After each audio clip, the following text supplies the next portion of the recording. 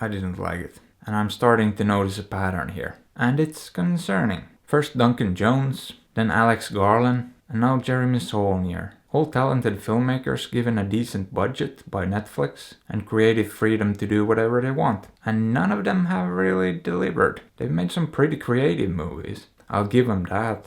But they haven't been very good. And that's not exactly great news for the rest of the industry. I was kinda hoping that this little experiment would show Hollywood that giving creative people the freedom to do whatever they want would pay off. But that doesn't really seem to be the case. Maybe these people actually thrive under pressure, with tighter budgets and more studio oversight. I don't know. But so far the results have not been that impressive. Anyway, when I first heard this guy was making a movie for Netflix, I was pretty excited. Then at some point I read an article on it, and the premise just sounded so dumb, I got a little bit concerned. But I thought, hey, let's just give it a shot. It could still be good. I mean, the man made Blue Ruin and Green Room. That's a pretty good track record. Oh, and the guy who wrote it, Macon Blair, did a little movie called I Don't Feel at Home in This World Anymore, also for Netflix. And that one was pretty interesting too, very unique. So I was still looking forward to seeing this movie. And then I sat down to watch it, and I don't know why,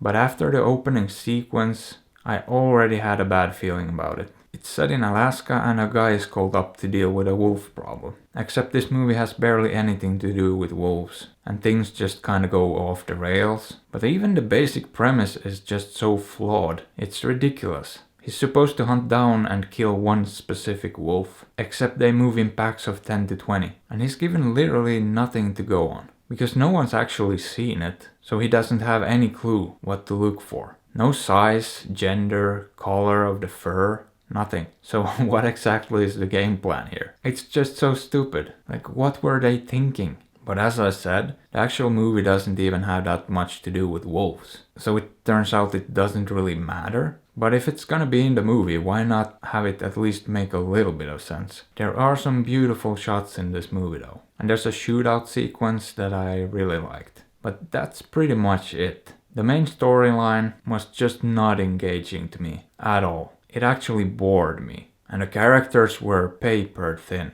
I mean, they were barely characters. There were no discernible character arcs, and I don't know what the motivations were for any of them. They even address this. They say something like, there's a reason, but it might not fit in with our experience. Elaborate please? How about you explain the reason to the viewer? To some degree? Any degree? But they don't. And disregarding the smaller issues that are all over the place, I think the bigger issue is that Jeremy Saulnier's style just doesn't really lend itself to a big movie like this. When the violence starts, he shines. And when he keeps the story small and contained, like in Blue Ruin and Green Room, it works. I feel like he's essentially an idea man. He comes up with a concept and doesn't either know how to or care to expand it into anything bigger and coherent. It just ends up being a bit of a mess. And because this one's much longer than his previous movies, it drags too. And it lacks that punch and visceral energy that his last two movies had. And the supposed main character, played by Jeffrey Wright,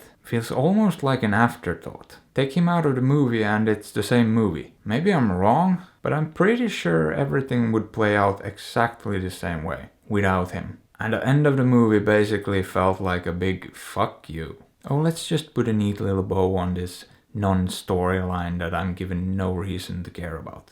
This was one of the more frustrating movies I've seen in a while. I wanted to like it so much because of the people involved, but it just gave me no reason to like it. One good sequence does not make a good movie. And even that sequence was pretty flawed from a character and story perspective. So would I recommend it?